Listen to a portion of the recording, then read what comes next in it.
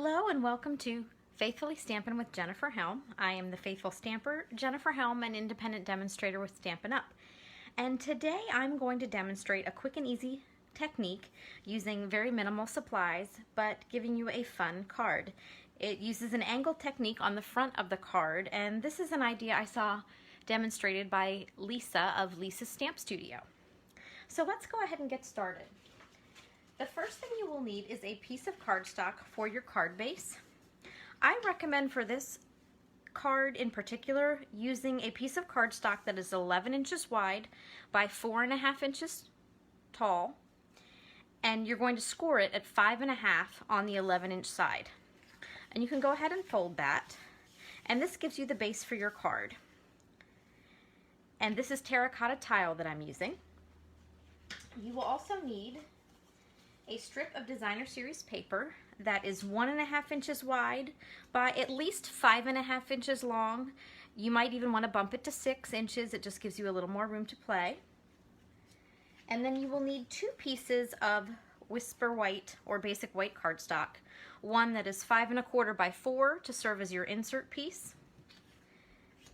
And then one piece that is 3.75 inches wide by 4.5 inches long. You also need a scrap of cardstock and a punch or a die cut for this card, but we'll get to that in a minute. So this is your piece of basic white that is 3.75 inches wide by 4.25 inches tall. And this is the only piece you need to cut for this card. So I'm going to bring over my paper trimmer. And with the 3.75 inch side at the top, what I need to do is I'm going to be cutting it at an angle, so from left to right, or you can go lower to higher. You can do whichever angle you prefer. It'll just affect the way you put the card together. And I like to leave myself a little room at the bottom and then more of an angle at the top. One quick slice, and I have 2 pieces, and that is all the cutting I need to do for this card. Now I'm going to get into the stamping, and I am using the Sweet Ice Cream set. So I'm going to pull out my Stampin' Pierce mat, which is a thick piece of foam, because the photopolymer stamps that are clear, they don't have a built-in cushion, so I just need a little extra give underneath when I am using my stamps. So I'm going to use some terracotta tile ink, and my sentiment for this card is treat yourself. So I'm going to stamp that on the bottom. You could stamp it anywhere on the card that you like, it's up to you. And then I'm going to add some little ice cream splooshes. Now, I'm going to do that now before I assemble the rest of the card, because I'm going to pop these pieces on dimensionals, and more often than not, I'm not able to stamp clearly and have everything come out well once I've put things on dimensionals. Now you could always glue these pieces flat, it's totally up to you. So I'm just kind of going to eyeball where I think my ice cream cone is going to be and add a few little ice cream drops around it. A few with the terracotta tile, and then a few with the petal pink I'm pairing with it.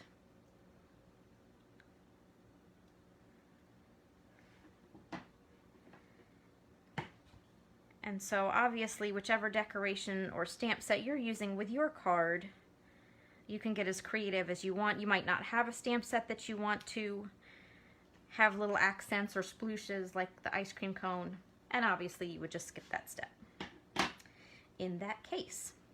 So I'm going to set this to the side for just a minute, bring over my insert piece, and stamp my sentiment on the inside, which is happy birthday.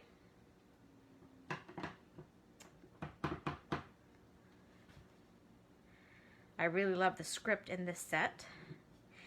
And I decided I didn't want to put the ice cream cones on the inside, so I'm going to use the sprinkle stamp that comes with the stamp set, and just add a few little sprinkle accents around the sentiment.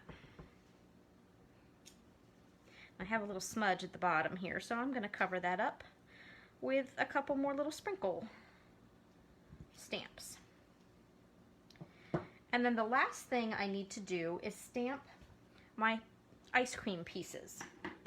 And to do that, I have a template that I made for our ice cream builder punch. And what I did was I just took a scrap piece of cardstock and went ahead and punched with the punch, and now I know, I made a note, the paper goes in the punch this way, and I know where I need to stamp in order to line things up and have it punched all at one time.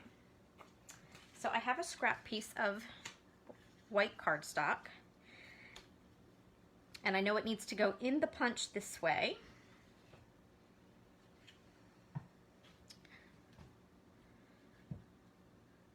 So I'm double checking myself. Yep, I'm good. Because inevitably I stamp on the wrong end, even with all my notes. It happens. Now I'm going to use some cinnamon cider for my ice cream cone. And so I just line the stamp up within the template and press it down, and I'm ready to go there. I'm going to move it just a smidge. There we go. And I have the little crosshairs, cross hatches I guess, for my ice cream cone. And now I'm going to stamp my ice cream scoops. I want 2 in the terracotta tile and 1 in a lighter color. So I'm going to start with that one.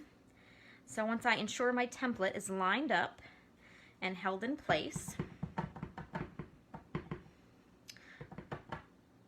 and I'm sure I have good ink coverage on my stamp, I'm just going to line that up and press there. And set that to the side for a moment, and I'm going to clean my stamp quickly on my stamp chamois, and then stamp 2 of the ice cream scoops in the terracotta tile. A little fun tidbit while I'm doing this, you'll notice if I stamp the ice cream scoop upside down, it looks like a teddy bear head or a Mickey Mouse ears. So that is fun.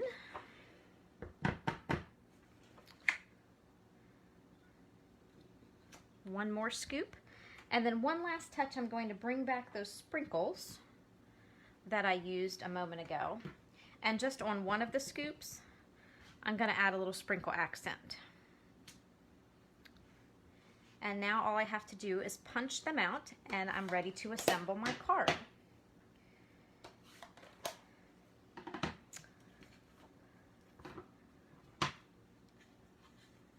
So here's that first ice cream scoop and cone. So you'll see when I put them in the punch, I can line it up and get a perfect cutout.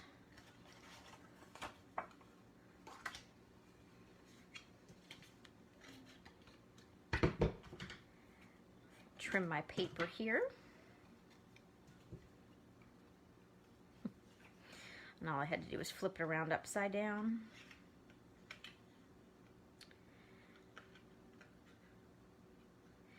And finagle this to line up straight.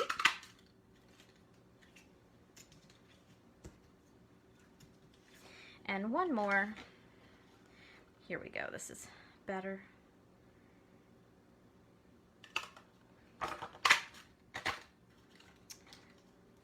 Now I have a bonus party hat for a future project. Alright, so now all I need to do is assemble my card. The reason I believe that a card base of this size works better is because I'm going to take this strip of Designer Series paper and glue it diagonally across the card, and that way when I'm ready to trim off the excess, I have easier access and I'm not cutting up against the fold of the card.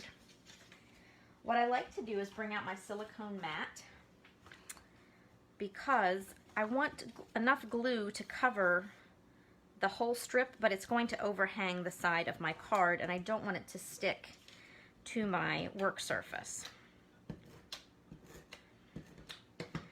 So I have Stampin' Seal that I'm going to use. And what I like to do is take the bottom piece. You could take the top piece as well, it really doesn't matter, but I tend to work from the bottom. And I line it up in the center with the gap around the edges that I'm happy with. And I just like to hold it in place at the bottom. And then I'll slide my Designer Series paper strip behind it. One key note is to make sure, especially this upper corner, covers the top of your card. You don't want it to be a little crooked there. And I speak from experience. So I'm just going to slide this under here, make sure it's lined up, and then press it down. And then once that's pressed down, I can take a pair of scissors and just trim off the excess.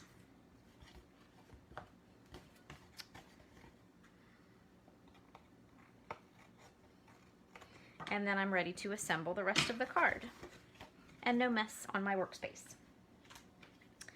Now I'm going to take these two pieces and I want to raise them up with dimensionals. I could actually glue them flat onto the card if I wanted. It would make it a little less bulky for mailing, but I wanted to show you you can use dimensionals for these pieces. The trick is to make sure that you have enough dimensionals that your card will not sag. So I might use a few more of the dimensionals than I normally would on this type of project. I like to be very stingy with my dimensionals. As you can see, I'm cutting around the edges to make use of every single piece of this adhesive foam. It's a trick I learned many years ago.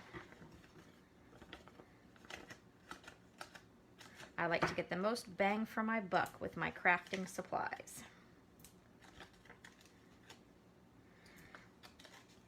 So that might look a little crazy on the back, but that way my card will not sag. So I'm just going to pull off these dimensional backings. And then once I'm sure I have my layer in place, just go ahead and press that down. And then when I put the top half down, I'm just going to try to match it up on the sides as much as possible. Try to make those margins even, so to speak.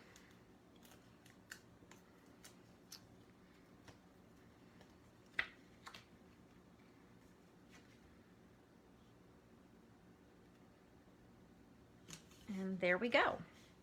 Now all I need to do is put my ice cream cone here to cover the gap, but it's a little tricky because if I were just to glue it down, I would have a sagging ice cream cone here in the channel, but if I pop the whole thing on dimensionals, it's going to be taller on these pieces than it is in the middle. So I have to finagle just a little bit. So what I do is I put a little bit of glue on the bottom of my ice cream cone. And then I'm going to put a little bit of dimensional on the top.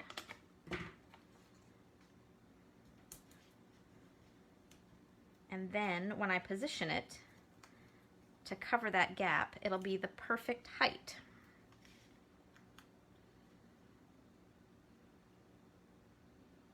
And I'm going to work in between my little ice cream splooshes.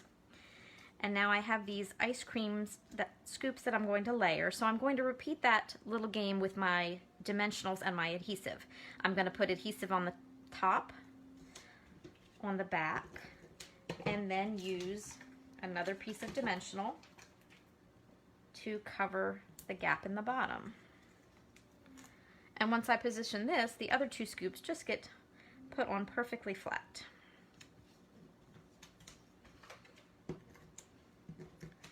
And I love my Stampin' Seal Plus. It's so easy for 3D projects as well as cards. We also have Stampin' Seal Plus that is great for your non-3D projects. And if you need any Stampin' supplies, feel free to pop on over to my website. If you don't have a demonstrator you're currently working with, I'd be happy to get you a paper catalog if you'd like to see one. So there, my card is nearly complete. I just wanted to add a little accent, a little embellishment, and I don't know if you can tell, but somehow I must have stuck my fingers in ink and I have two teeny tiny little splotches. But that's okay, I can cover those up. Because I have some adhesive back sequins that we have, and they coordinate beautifully with this card. I don't think I'm going to use those dark ones, but I like these two colors. And so I'm just going to add a few of these little sequins to the card, and now you can't even tell that I had any little ink blotches. And I think one more. And there we go. So all I need to do now is glue the insert to my card inside, and my card will be ready to go.